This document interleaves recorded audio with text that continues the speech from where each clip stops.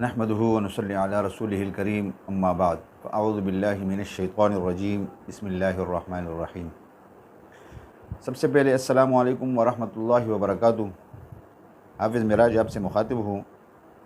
امید ہے کہ آپ حضرات ٹھیک ٹھاک ہوں گے، اور میری اللہ رب العزت سے دعا ہے کہ اللہ تبارک و تعالی آپ تمام لوگوں کو صحت اور عافیت والی زندگی عطا فرمائے، آمین۔ میرے دوستو، آج کی ویڈیو میں ہم یہ جاننے کی کوشش کریں گے کہ جب ہم لوگ قرآن کریم کی تلاوت کرتے ہیں تو آپ نے اکثر دیکھا ہوگا کہ وہاں پر کچھ نشانات یا کچھ علامات کہہ لیں بنے ہوئے آتے ہیں ہمارے سامنے، جس کو رموز اوقاف کہتے ہیں۔ اب اس کا جاننا ہمارے لیے کیوں ضروری ہے؟ اس کی وجہ یہ ہے کہ جس طرح ہم نے پچھلے ایک ویڈیو میں آپ کے ساتھ شیئر کیا تھا کہ بعض غلطیاں ایسی ہوتی ہیں کہ جس سے الفاظ کے معنی تبدیل ہو جاتی ہیں، تو اسی طرح اس جگہ کے جہاں پر وقف کرنا چاہیے اگر ہم وقف نہ کریں اور ملا کے پڑھ لیں، یا جہاں پر ہم نے ملا کر پڑھنا ہوتا ہے وہاں ہم وقف کر لیں، تو بعض اوقات اس سے بھی الفاظ کے جو معنی ہے وہ تبدیل ہو سکتی ہے۔ جیسے میں آپ کو ایک چھوٹی سی مثال دیتا ہوں۔ مثلا میرے پاس ایک بندہ بیٹا ہے اور وہ جانے کے لیے اٹھتا ہے، اور میں اس کو روکنے کی کوشش کرتا ہوں، تو میں اس کو اس طرح کے الفاظ کہتا ہوں کہ رکو مت جاؤ۔ اب یہ ایک جملہ میں نے پورا کہا، اس میں نے وقف نہیں کیا کہ آپ رکو مت جاؤ۔ اب اگر میں اس جملے کو کاٹ کے پڑھتا ہوں، یعنی اس کو وقف کر کے پڑھتا ہوں، تو یہ کس طرح بنے گا؟ جیسے رکو مت جاؤ۔ اب آپ دیکھیں کہ اس کا پورا معنی جو ہے نا وہ تبدیل ہوگی۔ اب اگر میں اس کو روکنا چاہتا ہوں اور اس کو میں کہتا ہوں کہ رکو مت جاؤ، تو یہ اس کا معنی یہ ہوا کہ آپ جاؤ۔ اور اگر میں اس کو سیدھا پورا روانی کے ساتھ بولتا ہوں کہ رکو مت جاؤ، رکو مت جاؤ، تو اس کا معنی یہ ہے کہ اب رکو اور مت جاؤ۔ لیکن اگر یہاں پر میں ٹھہرتا ہوں اور میں کہتا ہوں کہ رکو مت اور پھر کہتا ہوں کہ جاؤ، تو اس کا مطلب یہ آئے گا کہ آپ رکو نہیں اور چلے جاؤ۔ تو یہ اس طرح کے بعض اوقات چھوٹی چھوٹی غلطیاں جو ناسمجھی کی وجہ سے ہوتی ہے، جس سے الفاظ کے معنی یکسر تبدیل ہو جاتے ہیں۔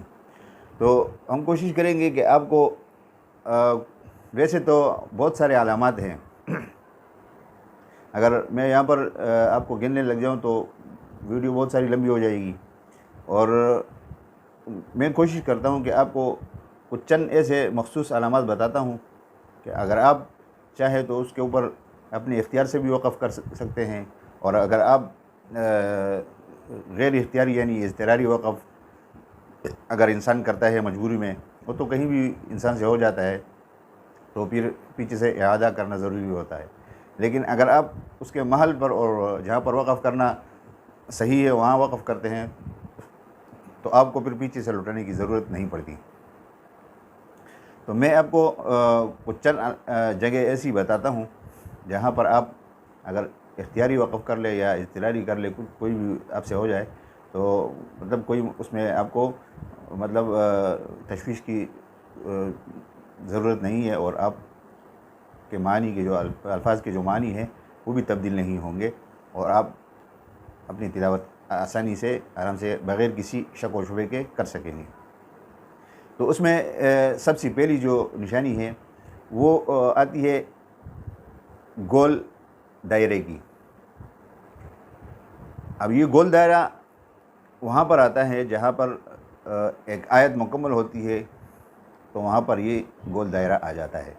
یہاں پر آپ بغیر کسی جو ہے نا شک کے وقف کر سکتے ہیں۔ دوسری جگہ آپ نے کہیں دیکھا ہوگا کہ عربی میں جو 5 لکھا جاتا ہے ایسے دل کی طرح، تو یہ نشان بھی آ جاتا ہے. یہ اس کا حکم بھی اسی گول دائرے کی ہے, اس پر بھی وقف کر سکتے ہیں آپ. ایک نشان آپ نے دیکھا ہوگا کہ میم آ جاتا ہے اور وہ اس کے ساتھ لکھا ہوتا ہے کہ وقف لازم. تو وہاں پر آپ کو وقف ضروری کرنا ہوتا ہے, کیونکہ اگر آپ وقف نہیں کرتے ہیں اور ملا کر پڑھتے ہیں تو بعض اوقات وہاں پر بھی معنی تبدیل ہونے کا خطرہ ہوتا ہے. اچھی بات یہ ہے کہ وقف لازم پر آپ وقف کر لیں, آرام سے سانس لیں اور پھر آگے تلاوت کر لیں. ایک لفظ آتا ہے صاد لام, تو اس پر بھی آپ جو ہے نا وقف کر سکتے ہیں, صحیح ہے. اور ایک لفظ آتا ہے جیم کا, تو یہ جیم پر بھی آپ وقف کر سکتے ہیں, یہاں پر بھی آپ کو کوئی خطرہ نہیں ہے. اس کے علاوہ ایک آتا ہے سکتہ. تو سکتے کا معنی یہ ہے کہ آپ وہاں پر تھوڑی دیر رک سکتے ہیں لیکن آپ سانس نہیں توڑیں گے. اور ایک آتا ہے وقفہ. تو وقفے کا معنی یہ ہے کہ وقفہ اور سکتہ دونوں ایک ہی چیز ہیں, لیکن سکتے میں اور وقفے میں فرق یہ ہے کہ سکتے میں آپ تھوڑی دیر ٹھہرتے ہیں اور پھر وقفے میں جو ہے نا آپ سکتے سے تھوڑا سا زیادہ ٹھہرتے ہیں. جیسے کلا بل غونا, اب یہاں پر تھوڑا سا میں ٹھہرا ہوں لیکن میں نے سانس نہیں توڑا اپنا. اور اگر یہاں پر بالفرض وقفہ ہو تو پھر آپ اس کو تھوڑا سا مزید رکیں گے, جیسے کلا بل رون علی قلوبہم. تو وقفے میں اور سکتے میں یہ فرق ہے. اس کے علاوہ آپ نے دیکھا ہوگا کبھی کبھی 3 نقطے آ جاتے ہیں, تو وہ نقطے جب آتے ہیں تو وہ دونوں قریب قریب آتے ہیں.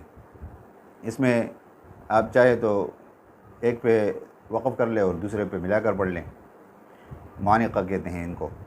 تو یہ کچھ مخصوص علامات ہیں جن میں سے پہلے میں نے تقریباً 3 4 5 آپ کو جو بتائے ہیں اس پہ آپ بغیر کسی تشویش کے وقف کر سکتے ہیں. اب آپ کو بتا دوں کہ وقف کسے کہتے ہیں. وقف کہتے ہیں کہ آپ جہاں پر وقف کریں تو اپنی سانس اور آواز دونوں کو ختم کر دیں, اور جس حرف پر آپ وقف کر رہے ہوں وہ اگر متحرک ہو یعنی زبر زیر پیش والا ہو تو اس کو بھی آپ ساکن کر دیں. اس کو وقف کہتے ہیں. یہ وقف کا سیدھی مطلب معنی ٹھہرنا ہوتا ہے, اور تجوید کے اصطلاح میں اس کو کہتے ہیں کہ آپ سانس اور آواز دونوں کو ختم کر دیں اور جس حرف پر آپ وقف کر رہے ہوں اس کو ساکن کر دیں. جیسے الحمدللہ رب العالمین, سانس بھی ختم ہو گیا, آواز بھی ختم ہو گیا, اور عالمین کے نون پر زبر تھا, وہ زبر بھی ختم ہو گیا, اس کو ساکن کر دیا ہم نے. تو اسی طرح آخری حرف کو ساکن کرنا ہے, آواز اور سانس دونوں کو توڑنا ہے. یہ وقف اس کو کہتے ہیں. تو امید ہے کہ آپ سمجھ گئے ہوں گے آج کی ویڈیو کو, اور کس کس حرف پر آپ کو وقف کرنا ہے بغیر کسی شک اور شبے کے. اور اس کے علاوہ بہت سارے جو علامات آتے ہیں, کوشش کریں کہ نہ کریں اختیاری وقف. اگر آپ کے اختیار میں ہو اور آپ کا سانس چل رہا ہو تو آپ ملا کر پڑھتے جائیں. اور ایک وقف ہوتا ہے وہ اضطراری ہوتا ہے, مطلب یہ ہے کہ آپ کے اختیار میں نہیں ہوتا. کبھی آپ تلاوت کر رہے ہوں اور آپ کو کھانسی آ جاتی ہے یا آپ کا سانس ختم ہوتا ہے تو وہ آپ کے ساتھ کہیں بھی ہو سکتا ہے, اور آپ اگر اس طرح کا وقف کریں تو پھر کوشش کریں کہ سانس اور آواز دونوں توڑ کر اور آخری حرف کو ساکن کر کے پھر پیچھے سے لوٹا دے. تو پیچھے سے اس کا اعادہ کرے اور ملا کر پڑھے. تو یہ آج کی ویڈیو تھی جو آپ کے ساتھ شیئر کی ہے. امید ہے کہ آپ حضرات کو فائدہ پہنچا ہوگا اس سے, اور کوشش کریں کہ اس کو خود بھی اس کی پریکٹس کرے, اس کو سمجھنے کی کوشش کرے, کیونکہ قرآن کریم اور اس کی تلاوت بہت ضروری چیز ہے. دنیا کا بھی اس میں نفع ہے اور آخرت کا بھی ہے. تو اللہ تبارک و تعالیٰ سے دعا ہے کہ اللہ تبارک و تعالیٰ ہم تمام لوگوں کو قرآن کریم کو سیکھنے, سمجھنے, پڑھنے اور اس کے اوپر عمل کرنے کی توفیق عطا فرمائے. وآخر دعوانا ان الحمدللہ رب العالمین. والسلام علیکم ورحمۃ اللہ وبرکاتہ.